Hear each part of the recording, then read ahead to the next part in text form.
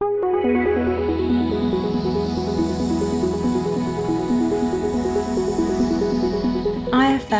knows that you, our members, teachers and trainers across England, play an amazingly important part in driving forward our economy. And it's fantastic, I think, that Chris Humphreys, the Chief Executive of UK Commission for Employment and Skills, has made a film to speak directly to you as the teachers and trainers in the country, because he knows and the Commission knows just how important a part you play for the nation. The UK's colleges, training providers, universities are in some ways the most important tool available to us to help ensure the strength of the UK economy over the next decade. In a way, I suppose, they are the most important economic development tool this nation actually has available to it. And helping them, supporting them, and recognising their role in this is essential if we're going to keep pace with international competition and re-establish ourselves as a top 8 nation. If our colleges, training providers and universities are the engine room of economic development and productivity, then there are really important messages in this for our lecturers, our teachers and our trainers. First of them is to be as talented and as skilled in your chosen area of specialism as you possibly can, and renew and reinvigorate that capability as often as you can by going back to work in industry, placements in employers, or exchanges with workers from the field to actually improve your own knowledge base. My second message for lecturers is also learn to be the best teacher you possibly can. The fact is that teachers have only succeeded when learners have learned. So it's really important that you judge your success as a teacher by the success of your learners, both in completing their courses and in being able to apply their knowledge and skills successfully in their future jobs. And the final message from me for our teachers and trainers is to say, make this a passionate commitment to the future.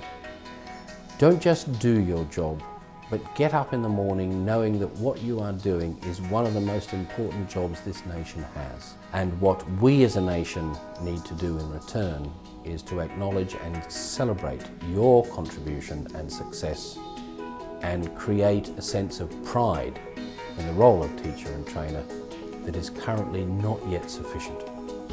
Because there is no doubt that without you as teachers and trainers, and without the quality and effectiveness of the institutions in which you work, we will simply not get to be in the top 8 nations of the world by 2020. You are a critical part of our success, and it's important that the nation recognises and acknowledges that. You're not trailing industry, but are actually trailblazing for industry.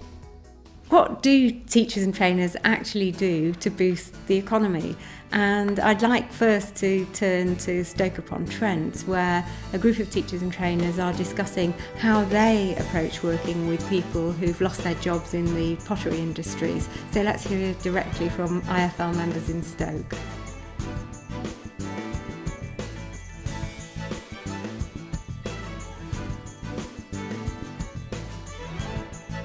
The discussion group we've had this morning has been excellent. It's great to bring together people from all different faculties and areas of the college to talk about how we're going to gear up and prepare ourselves for supporting unemployed adults. It's great to see people from areas such as the Skills for Employment, which encompasses the unemployed adult projects, but also areas like Skills for Life, for example, where it's teaching people the basic English and basic maths, bringing them through the process. In Stoke-on-Trent, the economy it's been very difficult.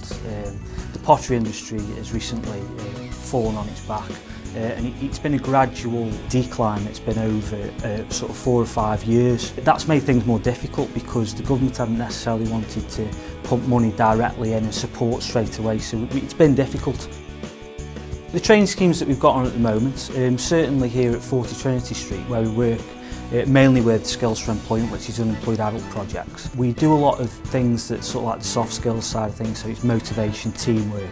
We also look at CV preparation, selling yourself, promoting yourself to companies, organisations. And it's not about learning these things, it's about teaching yourself how to do them, so you can take them skills and use them elsewhere. It might be that we don't see somebody for 6 months once they get a job. If they're out of work again there, they can use the skills that they've learned to get other work, which is great. We've brought in new staff who are from different industries, who have had actual life experience in various different jobs, but have passed themselves over and taught their skills to other people. It's very important that the colleges get on board with Ambition 2020 and move towards working to upskill people, get them into work, get them into the right job, sustained employment, which is very important that we don't talk about enough.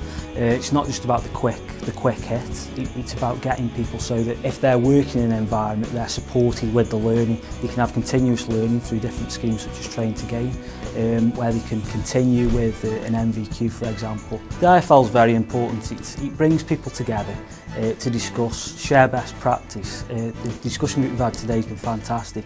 Even within in our own organisation, it's brought us together, which is great, but it doesn't happen enough, you know. We talk about different factors in different areas a lot, but we don't actually learn enough about first-hand experience from what people are doing.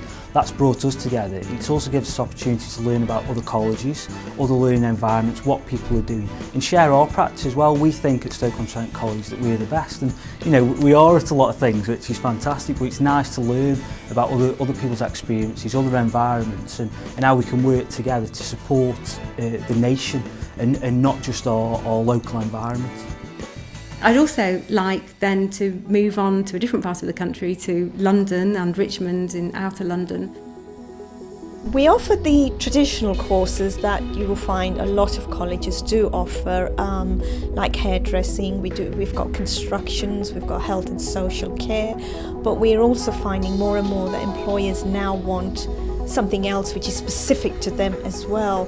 So we've now started different qualifications. Hopefully those who are not employed, we're giving them skills to go and find work, how to find work. Those who are already in employment, upskilling so that they can progress within their organisations. How we help the local community is also again helping them find jobs, giving them the skills to go and look for jobs, also working with employers where perhaps they have got vacancies, and again we can help our learners to say, well, there's vacancies here perhaps. So it's working in partnership with community groups, with employers and ourselves as well.